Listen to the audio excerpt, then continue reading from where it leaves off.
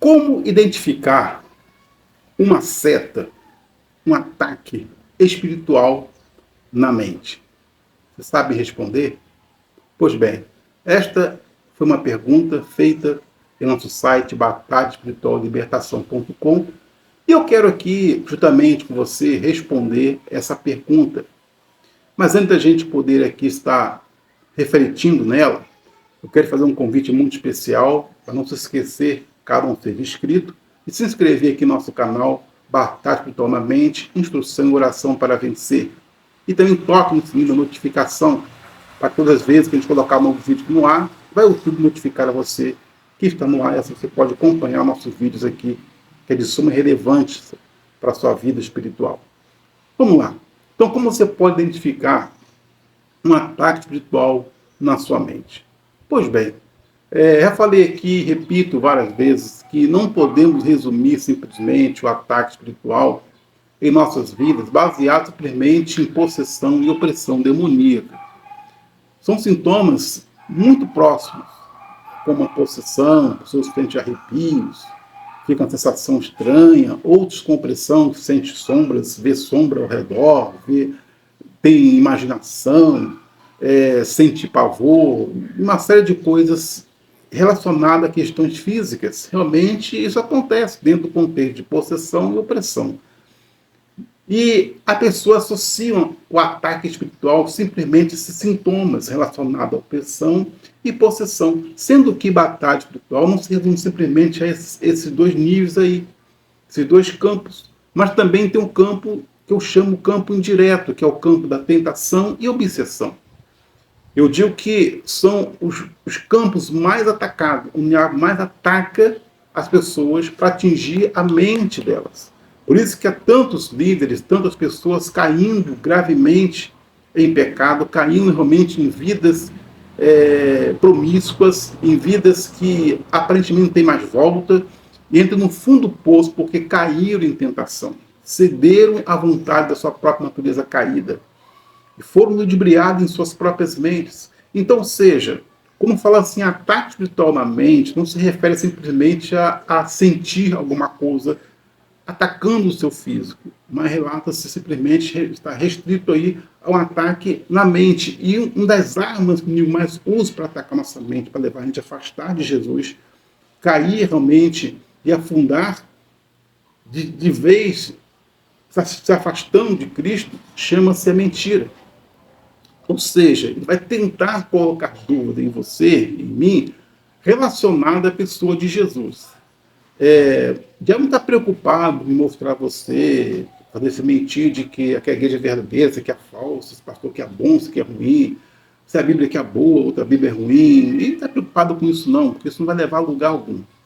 Porque há vertido tal pode, vertido tal não pode, né? Pode ir a baile, pode ir uma festa, pode ir a festa, umas coisas loucas as pessoas inventam, não tem nada a ver com relação à batalha espiritual, mas sim afastar a gente de Cristo, da simplicidade que é em Cristo. É isso que é o foco principal aqui, porque a única pessoa que pode levar a liberdade é Cristo, que pode levar a gente à liberdade religiosa, muita gente presa em religiosidade, de tal forma que aquilo acaba aprisionando ela, acaba atrofiando a mente dela, o coração dela. A religiosidade não é boa, porque muitas das guerras aconteceram no passado, na Idade Média, etc., foi em função da religião. Então a religião não é uma coisa de Deus, é algo inventado pelo homem, então muito perigoso. Por isso que é importante tentar entender que a liberdade nossa está em Cristo, não está em igreja, não está em religião alguma. A verdade é Jesus, Jesus é o caminho à verdade. Então a verdade é Cristo, não é a igreja A, não é a igreja B. Então entender todo esse contexto aí, por quê? Porque o diabo vai fazer a gente ficar com dúvida a respeito dos ensinos, do caráter e da direção que Jesus concede a cada um de nós. Que nossa vida está pautada em Cristo. Tem muita gente que conhece a Torá, conhece mais não sei o quê, mas não conhecem a Jesus. Não consegue entender que ele é o Filho de Deus. Entende? Assim como os judeus hoje acreditam realmente que ele veio, que é o Messias, que ele é Jesus, mas não crê que ele é o Messias prometido.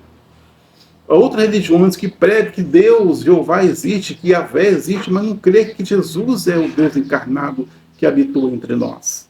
Então há muitas questões a respeito de Jesus que o diabo cria na tentativa de desviar da nossa mente, para não ser o centro da nossa atenção. Então, quando fala-se, por exemplo, em salvação pela graça, em Cristo, muita gente tem dúvida e quer colocar regra, quer colocar algumas coisas para poder acrescentar, para que a pessoa seja salva, mas além da graça de Deus em nossas vidas, que é somente em Cristo Jesus. Entende? Então, ou seja, como fala assim, ataque espiritual na mente, uma das armas mais utilizadas pelo inimigo é a mentira, é a dúvida com respeito a Jesus Cristo. Inclusive, há muitas passagens bíblicas de Gênesis e Apocalipse mostrando isso para nós. Uma das clássicas que eu sempre falo aqui para vocês, foi lá em Corinto, capítulo 11.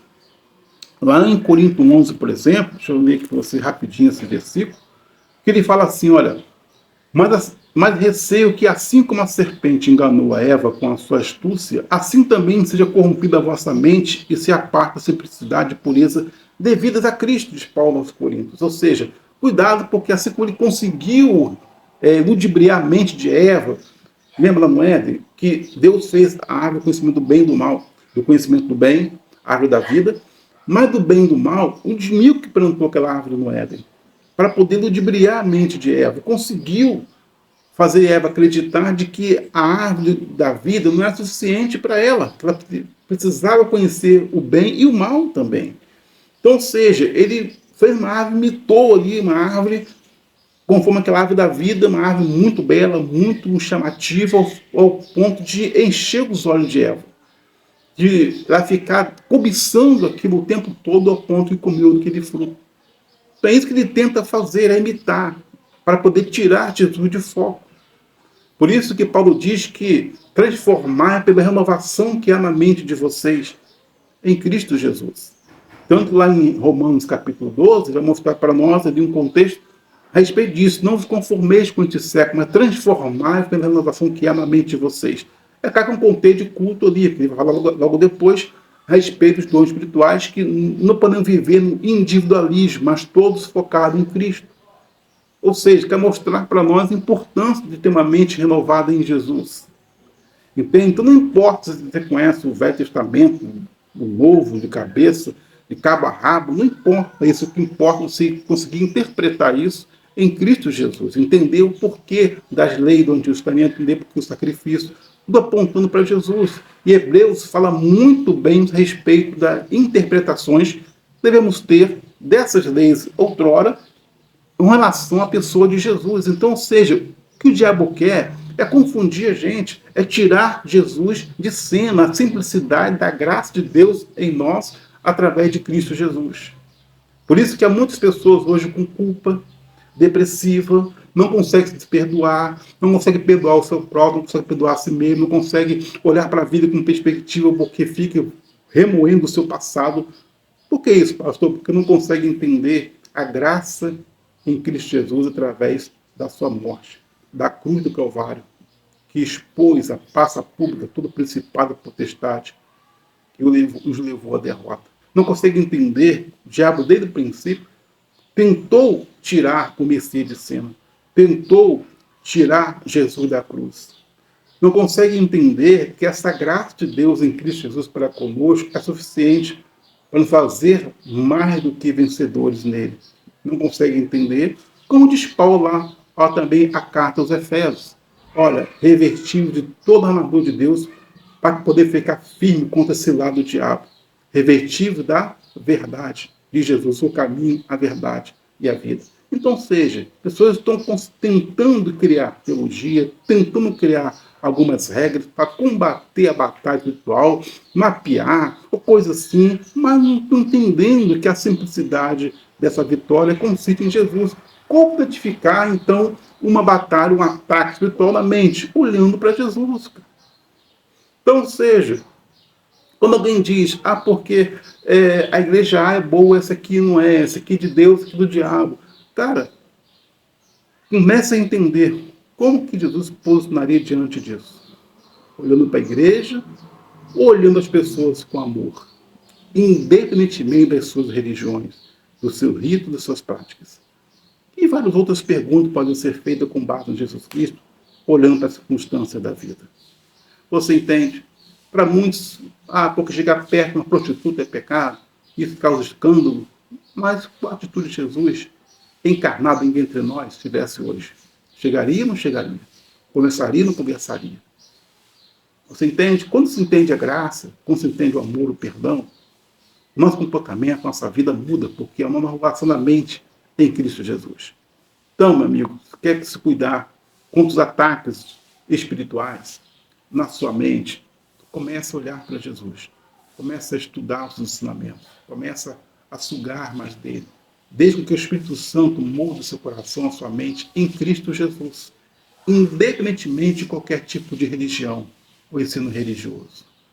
Portanto, assim, quer saber mais sobre esse assunto? Te convido, então, a estar no nosso site também, ali, Batalha Virtual e Libertação.com.